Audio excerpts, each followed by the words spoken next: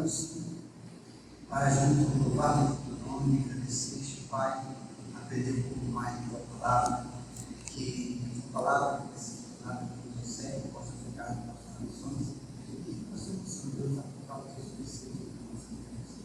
Obrigado por hoje, por essa no nosso coração. Pode chegar com uma luz para a tua Deus, que possamos, Pai, ser pequenos. Obrigado por em nome de Jesus. Amém. Amém. Irmãos, vamos abrir nossos finados para o livro de número 6. Glória ao Senhor.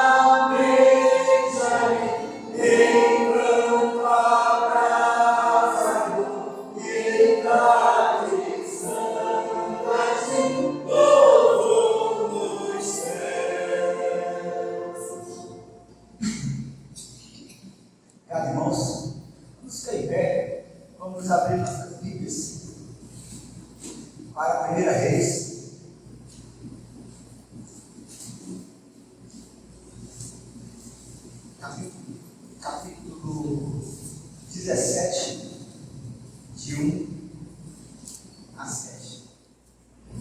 Bom dia, irmãos. Bom dia.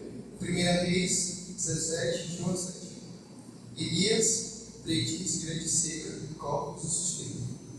Então, Elias, o tesbita dos moradores de Gileade, disse a Acabe: tão certo como vive o Senhor, Deus de Israel, perante cuja face estou, nem orvalho, nem chuva haverá nestes anos, segundo a minha palavra. Veio-lhe a palavra do Senhor, dizendo: retira-te daqui, vai para o lado oriental e esconde-te junto à torrente de Querite, fronteira ao Jordão. Beberás da torrente, e ordenei aos corpos que ali mesmo te sustentam. Foi, pois, e fez segundo a palavra do Senhor. Retirou-se e habitou junto à torrente de Querite, fronteira ao Jordão. Os corvos lhe traziam pela manhã pão e carne, como também pão e carne ao anoitecer, e bebia da torrente. Mas passados dias a torrente secou, porque não chovia sobre a terra.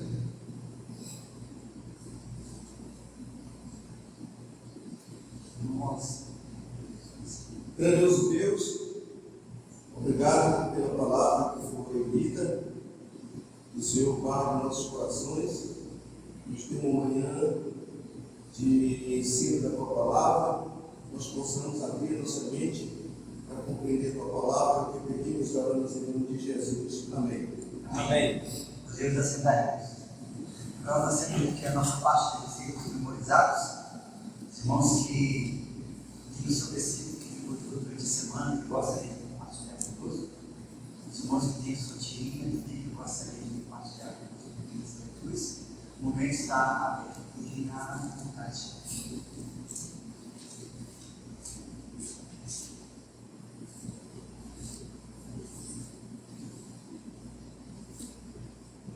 Vou ler aqui a segunda Crônicas 7, ou segundo Crônicas, né, com o livro. Segundo Crônicas, capítulo 7, bem conhecido por 14 e 15.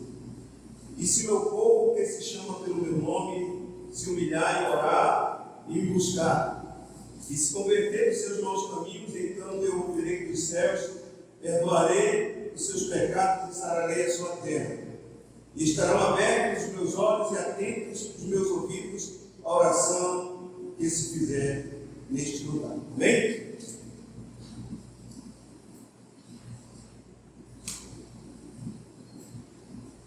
João, Evangelho de João 15, 12. O meu mandamento é este, que vos amei uns aos outros, assim como eu vos amei. E podemos dar continuidade?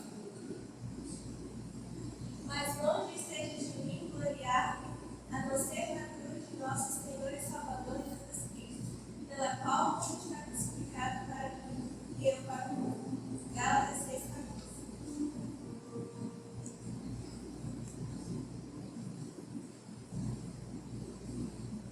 Quem é fiel no pouco também é fiel no muito. Quem é justo no pouco também é justo no muito. Lucas 16, 10.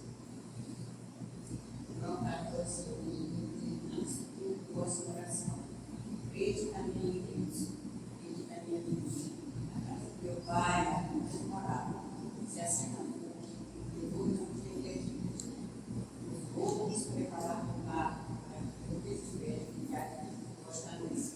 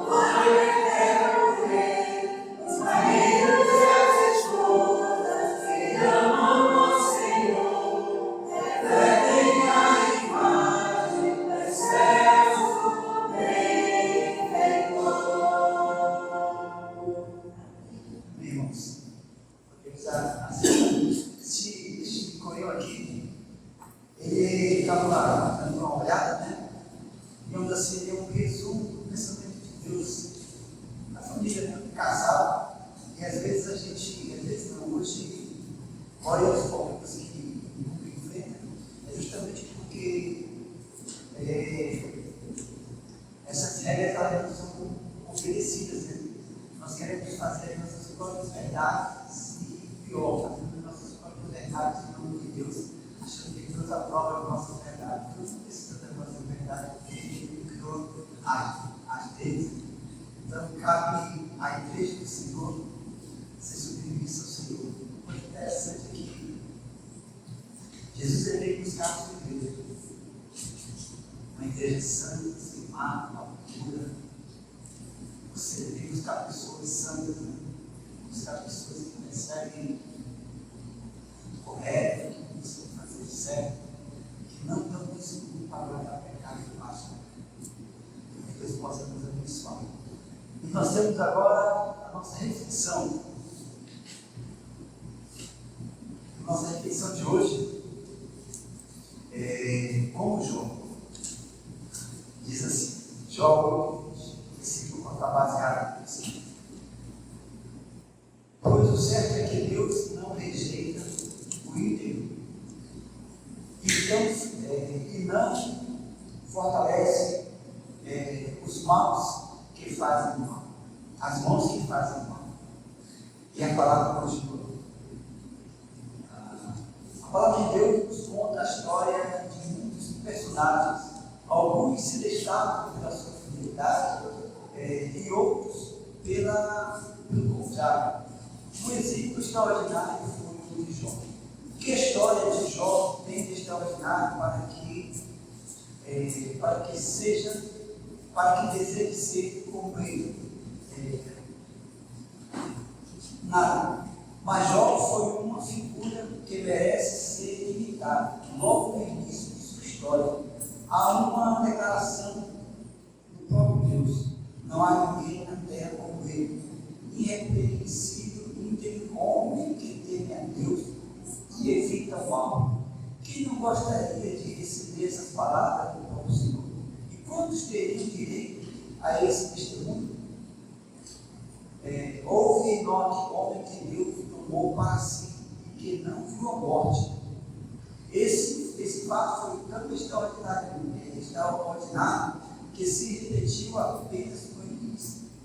Por causa da justiça e fidelidade que ele mostraram, o final da vida deles na terra foi diferente. Mas porque quero ser como Jó, sua vida era íntegra como pai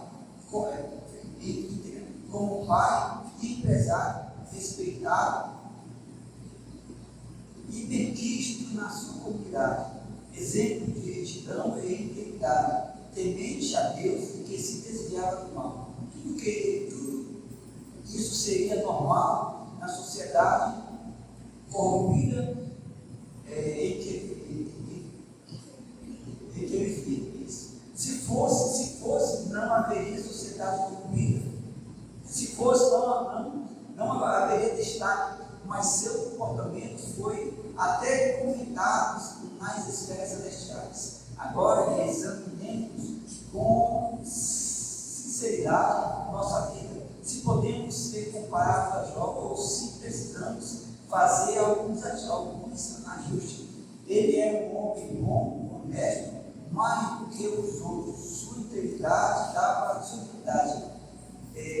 testemunho de que ele era completo e perfeito nas suas atitudes, imparcial e não dava razão para acusações.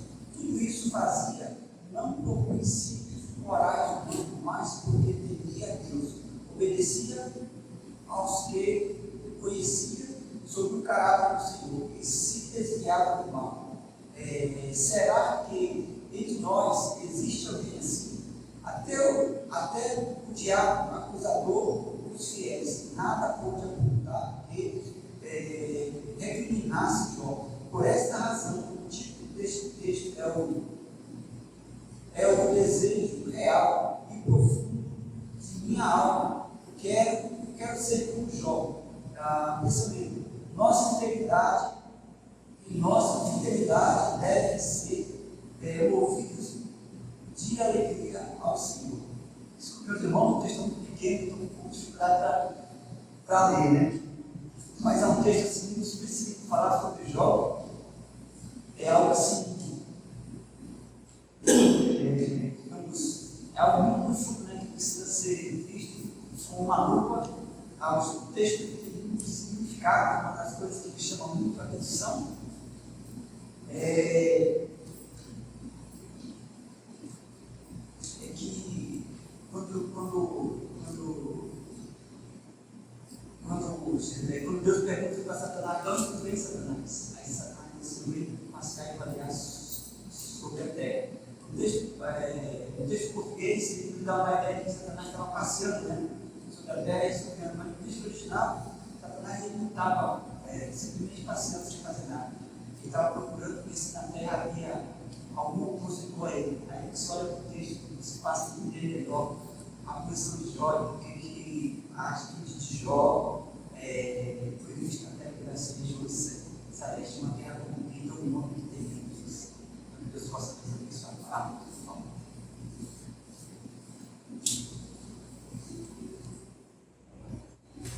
Bom dia, igreja. Irmão, nós estamos estudando aí sobre esse tema, padrão divino para o marido. E temos esses textos aí em Efésios 5, o 25 ao 31, em 1 Pedro 3 e 7. Aqui nós estamos vendo 3 recomendações divinas para o marido. O mandamento divino para o marido: amar a esposa, como amar e por que amar. Já falamos aí sobre esse ponto.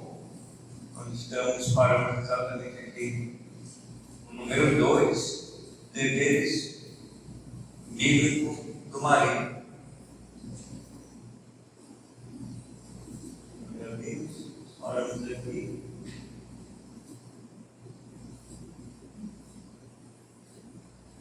Então, os deveres bíblicos do marido são esses 4 aí: A, B, C e D. Gostaria de ler com os irmãos o texto de 1 Pedro, capítulo 3.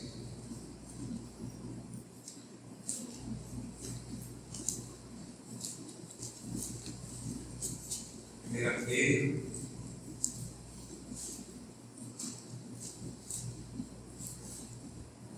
capítulo 3.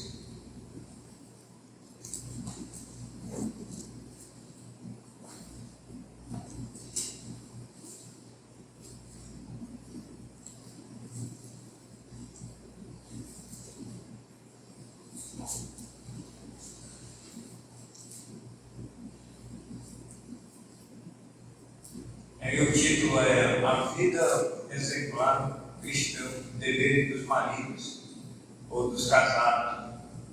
Mulheres, sede vós igualmente submissa ao vosso próprio marido, para que ele, se ainda não obedece a palavra, seja ganho sem palavra alguma, por meio do procedimento de sua esposa, ao observar o vosso honesto comportamento, cheio de temor. Não seja o adorno da esposa o que é exterior, como um frisado de cabelos, aderos de ouros, aparato de vestuário. Seja, porém, um homem interior, do coração unido ao incorruptível, traga um espírito manso e tranquilo, que é de grande valor diante de Deus. Pois assim também que a si mesmas se ataquearam outrora as santas mulheres que esperavam em Deus, estando submissas a seu próprio marido, como fazia Sara, que obedeceu a Abraão, chamando-lhe Senhor, da qual vós vos tornastes filhas, praticando o bem e não temendo perturbação alguma. Maridos, vós igualmente, vivei a vida comum do lar, com discernimento e tendo consideração para com a vossa mulher, como uma parte mais frágil, tratai com dignidade, porque sois juntamente herdeiros da mesma graça de vida, para que não se interrompam as vossas orações. Senhor, queremos agradecer por essa manhã. Obrigado pelo privilégio de chegar na tua casa, de acordar pela manhã, tomar o nosso café, comer o nosso pão que o Senhor colocou em nossas mesas hoje, e com o propósito bem definido de chegar na tua casa, para que tenhamos esse tempo agora de aprendizado da tua santa palavra. Obrigado, meu Deus, pela semana que se foi, pela semana que se inicia. Pedimos agora a direção do teu Santo Espírito. Fale aqui a todos os homens, principalmente onde esse estudo é dirigido a essa classe, e nos ajude a cumprir os nossos deveres, os nossos papéis. Pedimos a tua graça, perdão os pecados, em nome de Jesus. Amém. Deveres bíblicos do marido. Então nós temos aqui, irmãos, nesse texto de 1 Pedro, já lemos isso aqui todo o texto a respeito de Efésios, onde fala que o marido deve amar a sua esposa, assim como Cristo amou a sua igreja e ama a sua igreja. Aqui nós encontramos alguns deveres do marido. E domingo passado, eu falei com os irmãos sobre esse primeiro ponto aqui, que os maridos, vós igualmente vivei a vida comum do lar.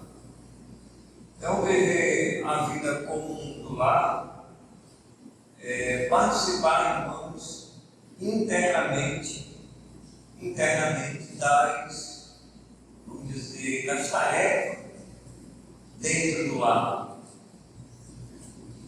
A gente, na medida do possível, se o esposo ele não tem nenhuma tarefa sua para fazer, não tem nada fora, extra para fazer, então ele pode ajudar a sua esposa nessa vida comum do lar.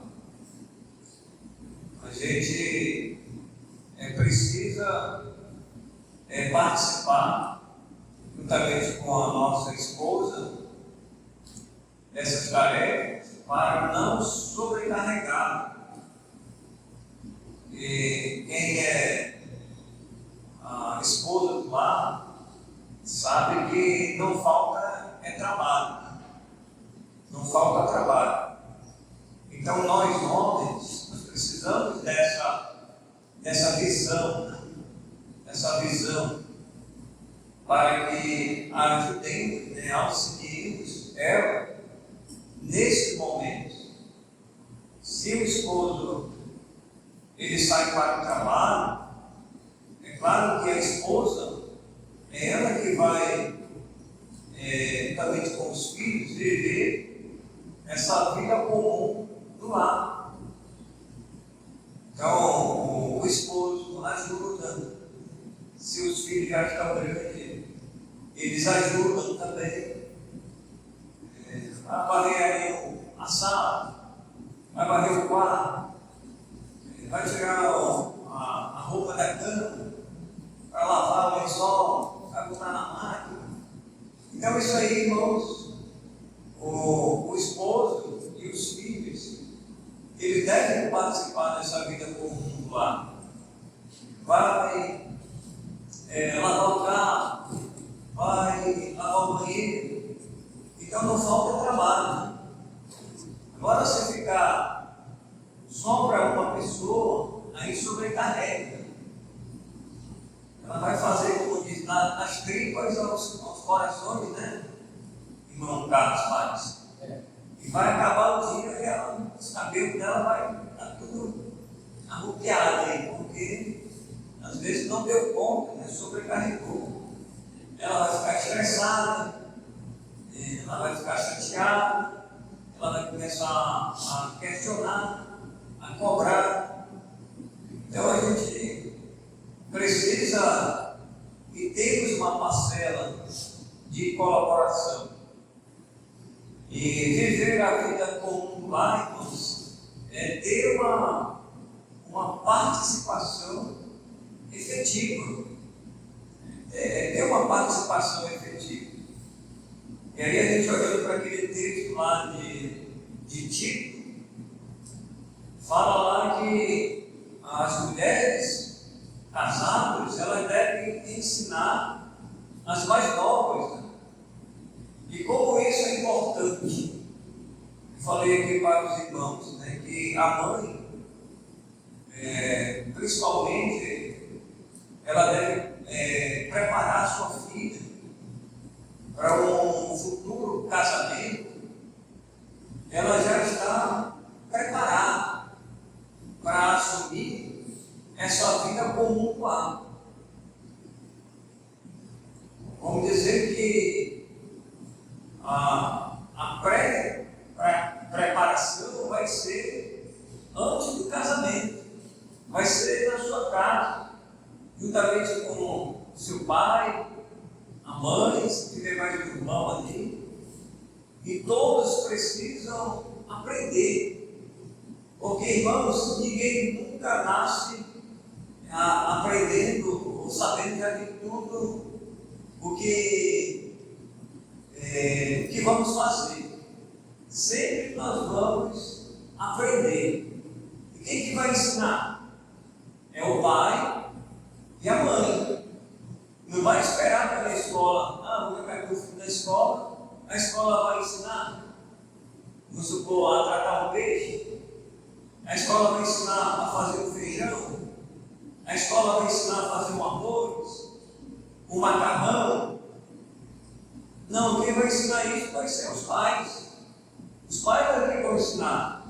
Aí fritar o bife, aí fritar o ovo, fazer um ovo cozido. Quanto tempo é, papai, um ovo cozido? Às vezes, se você manda o menino fazer, por exemplo, vai fazer um ovo cozido. Ele não tem ideia de quantos minutos é para fazer um ovo cozido. Ele pensa que é 15 minutos, ele pensa que é meia hora. É porque só, irmão. O menino pega lá, dá ovo cozido aqui, 3 ovos cozidos. Papai mandou cozinhar, joga água lá, põe no fogo, aí põe lá meia hora. Porque sua água vai secar. Cadê o ovo? Já secou, papai.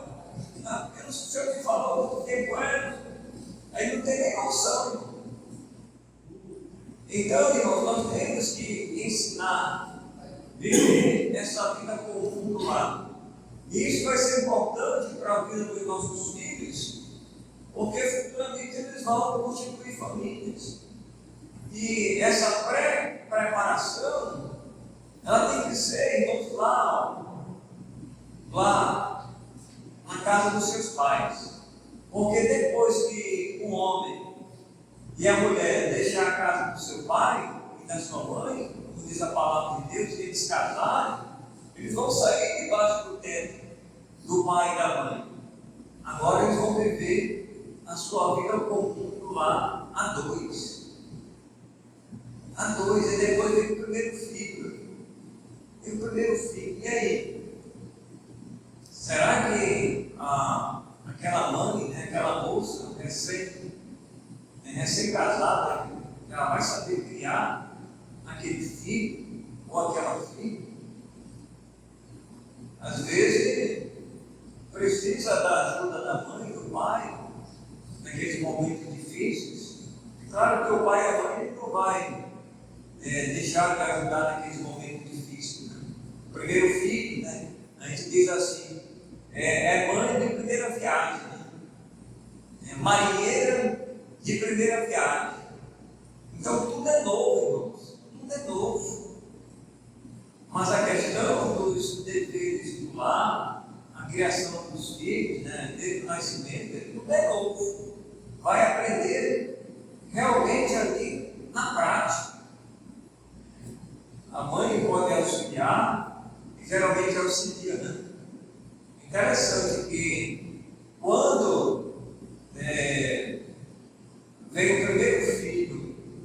filha, geralmente a mãe ela sempre auxilia.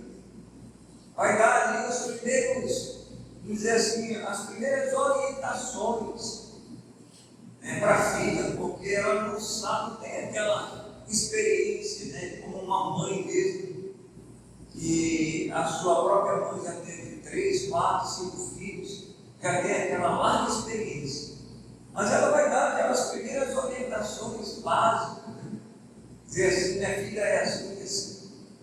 E você dá banho assim, desse jeito, cuidado para não cair água no ouvido. Às vezes a mãe não sabe. Aí, está chorando demais, vê se não caiu água no ouvido. Pode ser que a criança não fala, recém-nascida não fala, ela só vai chorar. Está com fome, quem sabe não está com fome, né? Dá o peito, ele não tem leite nesse peito, não. Então faz aí o ligado da caridade. Mãe? Faz o ligado da caridade, toma sopa. Eu já ouvi assim, irmãos. Não tem leite no peito, mamãe. Por quê? Então faz a sopa, dá o ligado da caridade, faz isso, faz aquilo outro, para dar leite. Não vai dar leite, não tem leite. Então as irmãs que já são mais experientes, elas sabem. Como é que faz para o mamilo do bico do peito ele dar leite? Mas não tem. Então faz aí a massagem no seio para o leite vir. Né? Mas Maria de primeira viagem não tem aquele jeito. Né? Mas quem já tem, irmãos, vai ensinar. E quem vai fazer isso vai ser quem? A mãe. Vai dizer direitinho para ela, atenção, vai dar leite. E é para dar leite, né? Qual é o peito que não dá leite? Tem que dar, irmãos, porque Deus fez assim. Então, viver a vida comum do lar, irmãos, é participar ativamente de todas as atividades. Não só o marido, mas os filhos também. É uma preparação para uma vida comum do lar, que aquela filha ou aquele filho, um dia ele vai viver. Um dia ele vai ser o marido, um dia ela vai ser a esposa. E quem já é, deve participar ativamente. Aí Pedro diz, com discernimento, tendo em consideração para com a vossa mulher, como a parte mais frágil, né?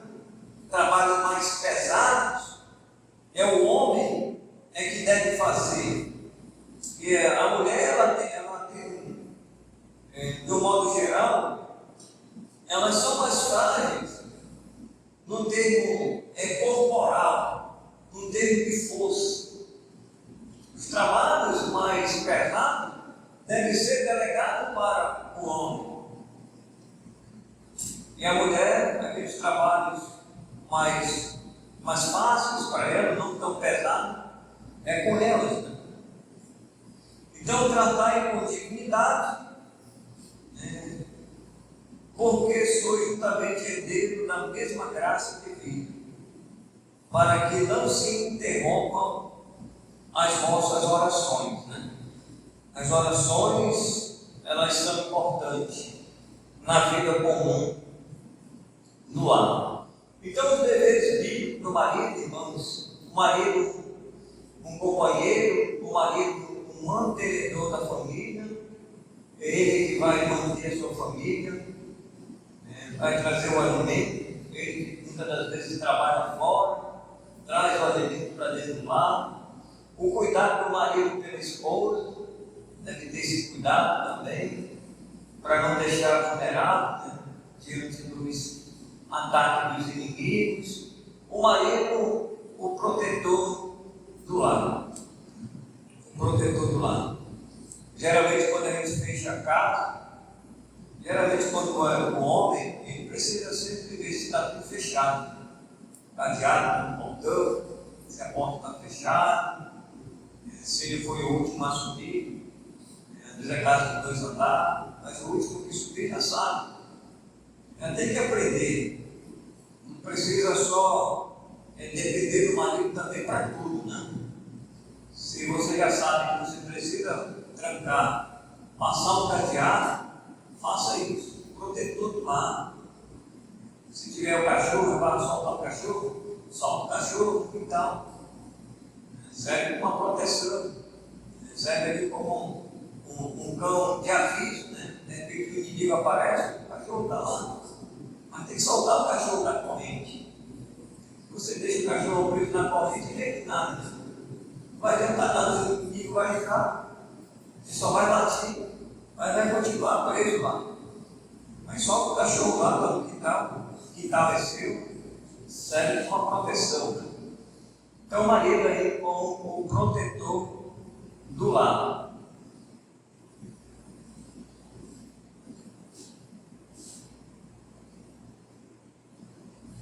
Aqui, irmãos, nós vamos para o terceiro ponto, para a gente concluir.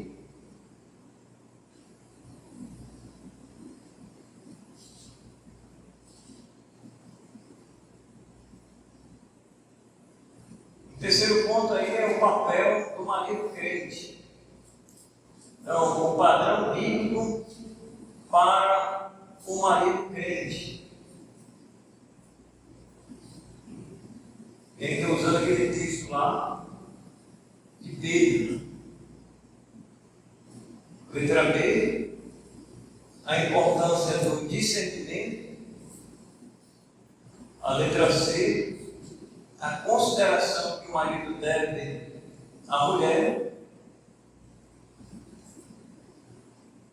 E as relações no lar e na vida espiritual.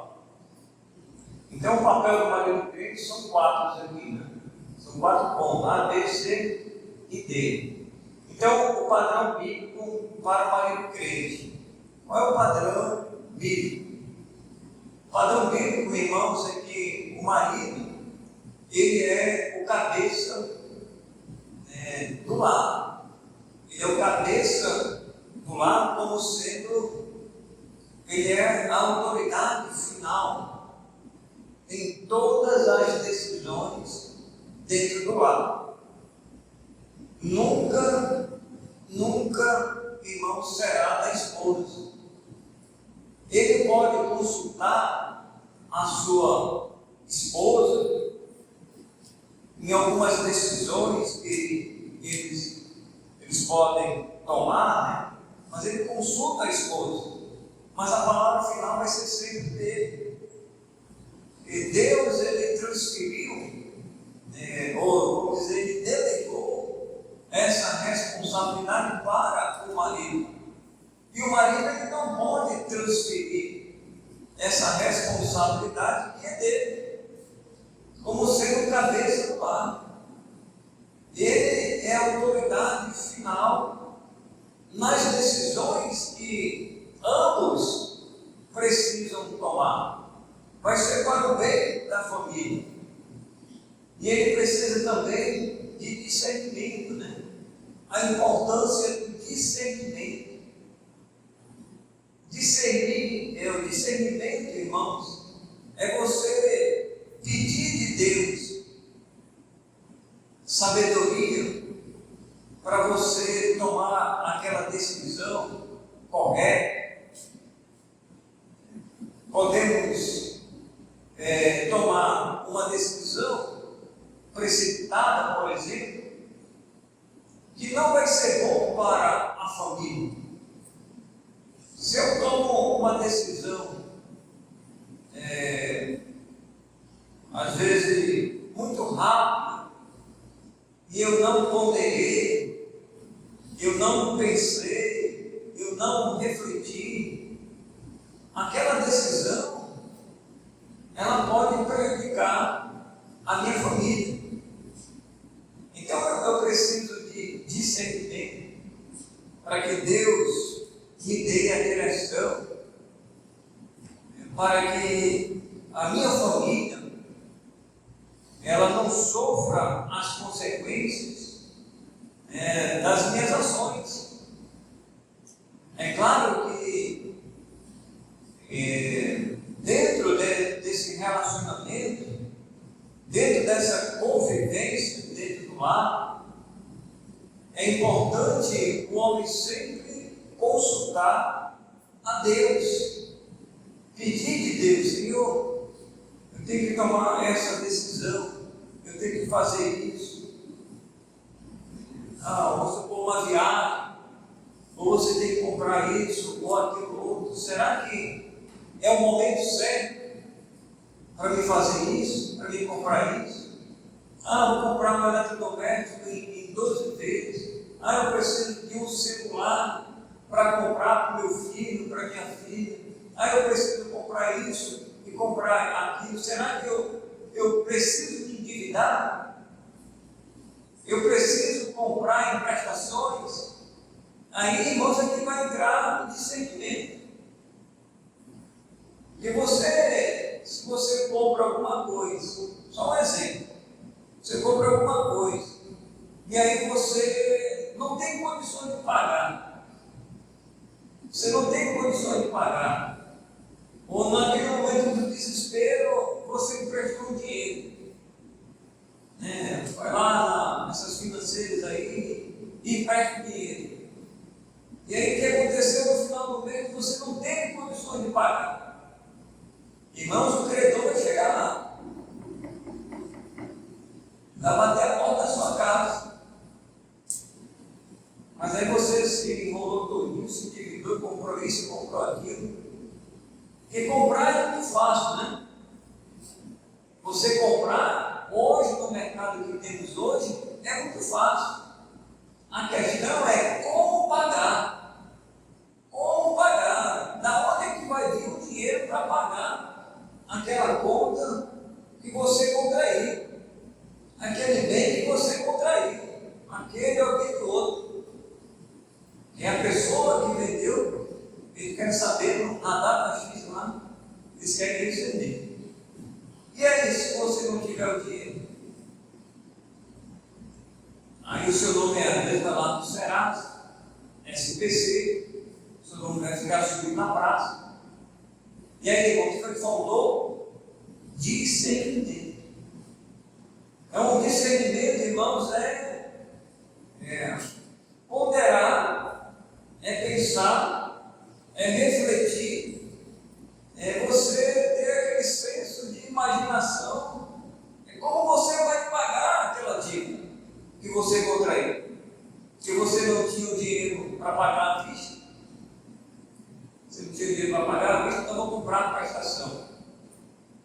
E às vezes se endivida sem necessidade. E às vezes o filho ou a filha, né? Às vezes até a esposa diz: não, mas eu quero comprar isso, mas eu quero comprar aquilo. Até para falar é muito fácil. Papai, eu quero um celular de última geração. Eu quero um de 4.000, um de 5.000.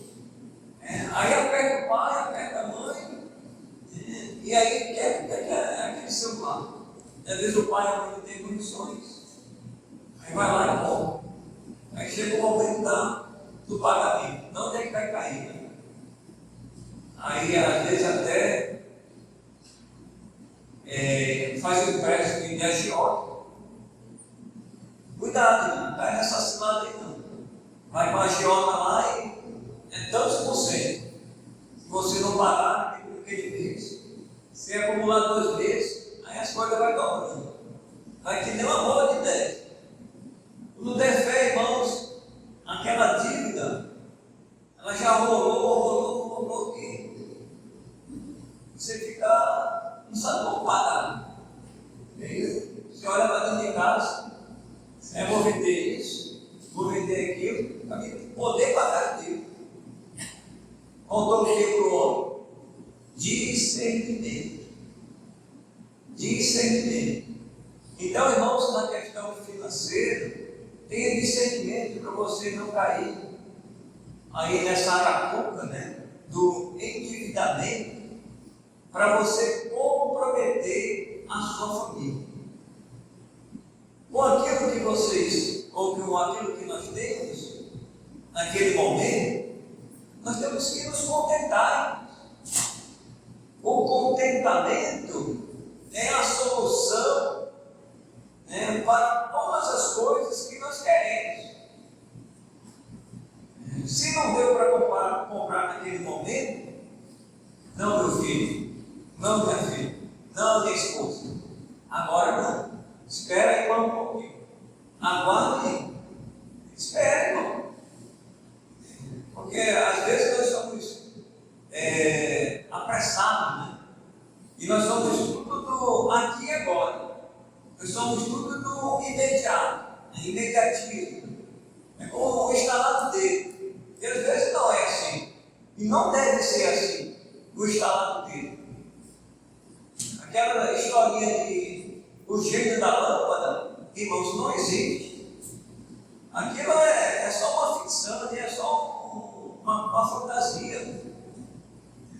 Aquilo não existe na vida real. Então nós precisamos tomar cuidado. A consideração que o marido deve ter a mulher, uma parte mais frágil, e as relações do lar, as relações no lar e na vida espiritual. É sempre o marido como o responsável pela sua família, sempre no momento devocional, no momento dos compromissos com a igreja local. Vamos todos para a igreja. Não fica ninguém em casa. Porque se o filho ou a filha da corpo morre, o pai, ele é o responsável por achar que o filho e a filha está dando corpo mole, e ele começa a ceder. Começa a ceder, e aí aquele filho, ele vai ficar preguiçoso, aquela filha vai ficar preguiçosa, e às vezes só vai à igreja aos empurrões, e não deve ser tratado assim. O pai deve chamar a responsabilidade, e isso, irmãos, não é quando tiver adulto, não. E quando tiver adulto, aí o pai ele não dobra nem o filho nem a filha, porque já engrossou o pescoço, a voz já está grande, está barbado, né? O pescoço já está roliço, não consegue mais, irmão. É desde pequeno, eu sempre falo, é desde o nascimento. Ensina a criança no caminho que deve andar. E ainda quando for adulto, não se desviará. Por que o meu se desviou? Alguma coisa aconteceu. Eu creio que essa promessa de Deus, ela vai se cumprir quando nós ensinamos desde criança, desde pequeno. Agora tem que ensinar, tem que ensinar. Não espera pela escola, não espera pela creche, não espera pelos avós, não, vou jogar meu filho lá com o vovô, lá com a vovó, eles vão me ensinar. Ele não sabe, não tem nada, ele não é crente, não tem nada de Bíblia. Vai ensinar o quê? A responsabilidade é do casal, é dos pais. E aí nós temos que ter esses cuidados. E precisamos, irmãos, ensinar não só o caminho da igreja, principalmente o caminho da salvação. O caminho da salvação é que vai fazer os nossos filhos permanecer servindo o Senhor. E aí você vai fazer uma verificação. João, Pedro, Maria, você já tomou uma decisão? Você já aceitou Cristo como Salvador? Porque pode ser, irmãos, que os nossos filhos, eles vão crescer na igreja, e a gente pensa que eles já são crentes. Filho de peixe, peixe não é. Você vê o filho do peixe, o peixinho ele é do mesmo jeito. Se for um jaraqui, se for um tambaqui, né, irmão? Se for uma matriciana, os jovens ontem estavam tudo pitiu. Eles estavam participando de uma atividade que era o negócio dos peixes lá, a mostarda. Então, foi peixe para todo lado. Então, irmãos, filho de peixe, peixe não é o mesmo peixe. Mas filho de crente não é crente, não. Ainda é pecador. Precisa realmente aceitar Cristo como Salvador. E aí, irmãos, esse trabalho do ensino da palavra de Deus na nossa vida espiritual, como maridos, vai continuar até ele sair debaixo do nosso teto. Até sair debaixo do nosso teto. Eu digo que sempre, aqui ó, nos olha aqui. Aqui é a nossa casa. Quem está dentro da nossa casa? Aqui ó.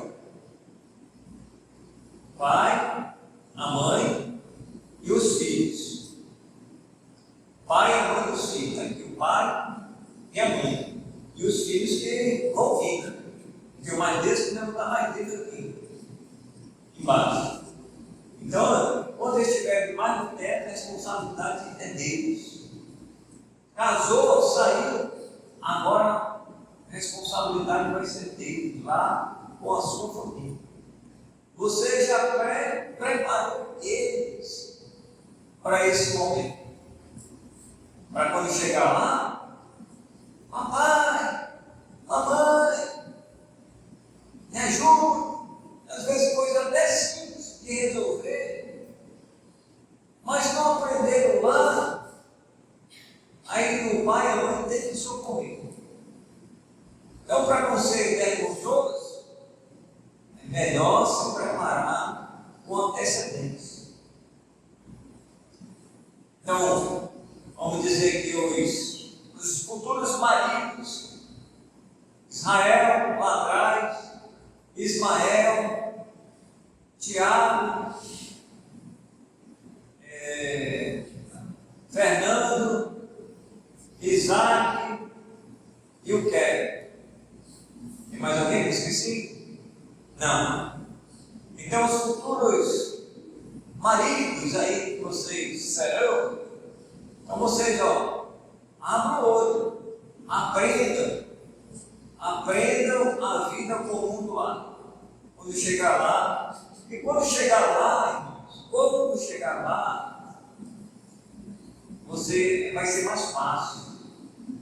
Quando chegar lá vai ser mais fácil. Eu penso que vai ser mais fácil.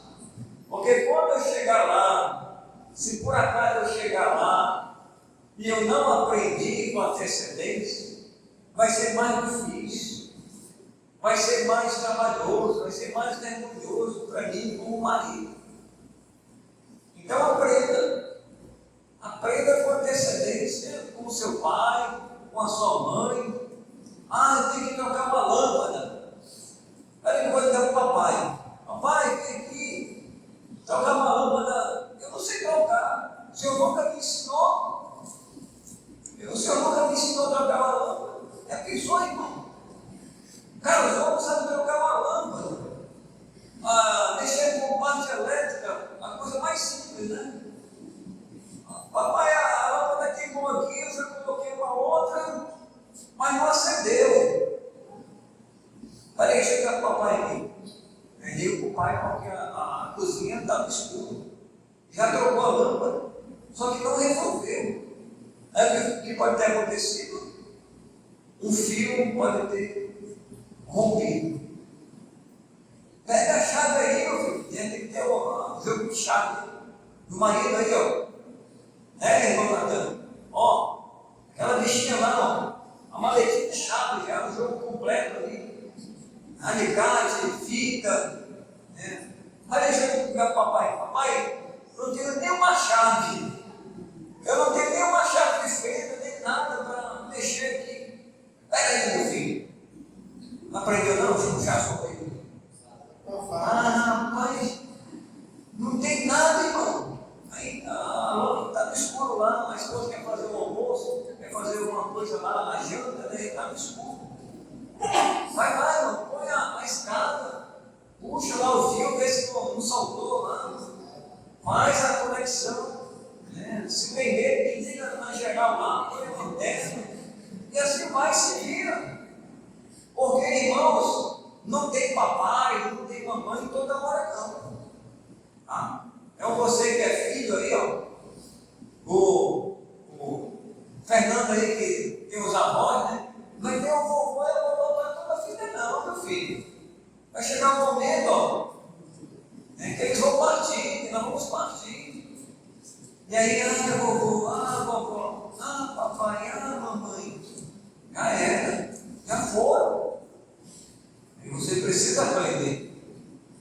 Então, essa relação lá e na vida espiritual, irmãos, temos muito trabalho para fazer, temos muitas coisas para aprender, temos muitas coisas para ensinar. E aí a responsabilidade é de quem? Do marido. O marido, a responsabilidade recai sobre ele como cabeça do lar. Na ausência do marido no lar, a responsabilidade é delegada para a esposa.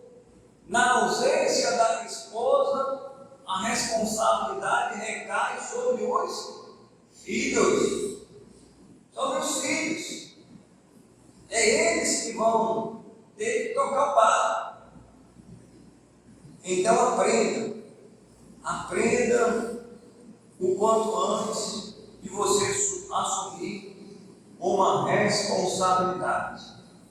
Então, para a gente concluir aqui,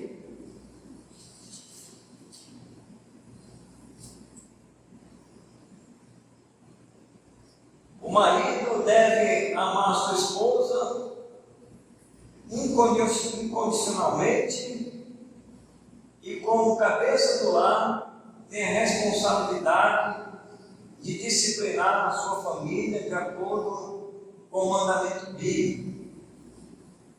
Segundo, o marido, como companheiro inseparável, deve suprir, cuidar, proteger e cumprir seus deveres conjugais com sua esposa e filho, ou filho, se tiver mais de um. E o terceiro, o marido tem um padrão delegado por Deus. Deve tratar a sua esposa com discernimento, consideração, espiritualidade e um relacionamento harmonioso no lar. Então, esse relacionamento harmonioso no lar não é uma competição. Irmãos, não é uma competição. É viver uma vida de harmonia, de paz, né, dentro do lar. Que Deus nos abençoe. Vamos orar. Senhor, queremos agradecer pela Tua santa palavra. Que o Senhor fale aos nossos corações. Nós, como maridos, devemos cumprir a nossa missão como o Senhor assim requer. Nos dê discernimento, sabedoria dos altos céus. Rogamos a Tua graça, em nome de Jesus. Amém. Divisão das classes.